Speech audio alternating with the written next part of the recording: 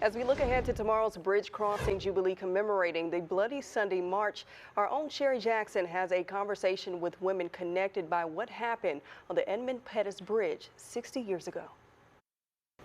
The Selma Bridge Crossing Jubilee will commemorate the 60th year since the Bloody Sunday March that led to the Voting Rights Act of 1965. That is when peaceful protesters were beaten by state troopers to prevent the march from Selma to Montgomery. Well, each year, thousands return to the Edmund Pettus Bridge to remember those who fought for the right to vote. This is from 10 years ago for the 50th anniversary. Thousands were there that year. Tonight, on this diamond anniversary of the march, my conversation with daughters of Selma, including a high-profile beneficiary of those events 60 years ago, and those who were on the bridge that day. We're marching today from Selma to Montgomery. March 7th, 1965. Our state capital to dramatize to our nation and to the world our determination to win first-class citizenship. A young John Lewis led nearly 600 civil rights foot soldiers over the Edmund Pettus Bridge.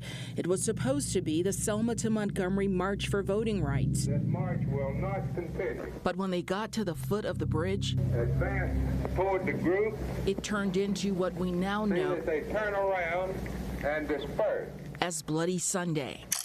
When they start spraying that tear gas, start beating people down to the ground. Images etched in the mind of Cheyenne Webb Christburg. The horses and the dogs start trampling. A daughter of Selma. To the marches. On that bridge at 9 years old. I could see people falling, crawling, crying.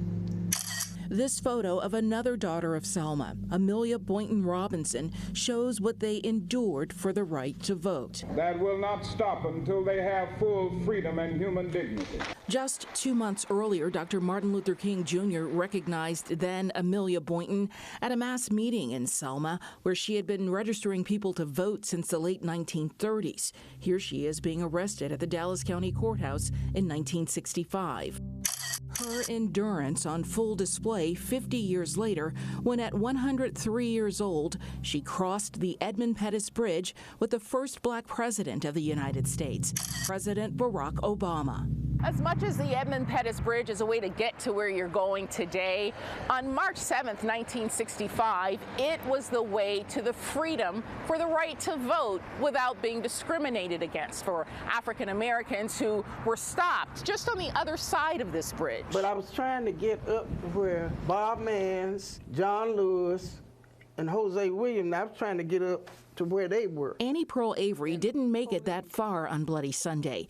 In 1965, she was a member of the Student Nonviolent Coordinating Committee, or SNCC. So they arrested me. Actually, it was a trap. They had people, they had these posse men. It's exactly how Dr. King's smallest freedom fighter remembers that day. Where did that courage come from?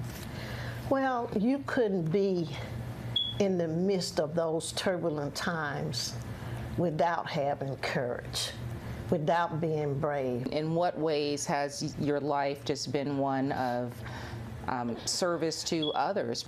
But my participation as that little girl has given me the drive. It has established a great purpose for me in life. It was people like Dr. Martin Luther King who touched my life at an early age that has had a profound impact on my life in terms of the person that I am today.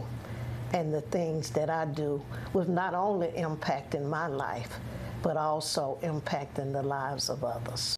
Like a young Terry Sewell, Madam Speaker, this daughter of Selma would grow up to become the first black woman to represent Alabama in Congress. This is her 60th year as well. How did growing up in Selma inform Congresswoman Terry Sewell today? I credit not just a wonderful family, but a whole community of Selma that really nurtured me. And you grow up with a serious appreciation of what happened in Selma. I actually am a lifetime member of the historic Brown Chapel AME Church, so I grew up watching John Lewis and Amelia Boynton Robinson and others come back and reenact the march from Selma to Montgomery, and they would always start with the service at Brown Chapel. involved. So from singing in the children's choir to being an usher, I never thought that I would grow up and actually be able to call John Lewis colleague, let alone mentor and friend. You mentioned Amelia Boynton Robinson. You really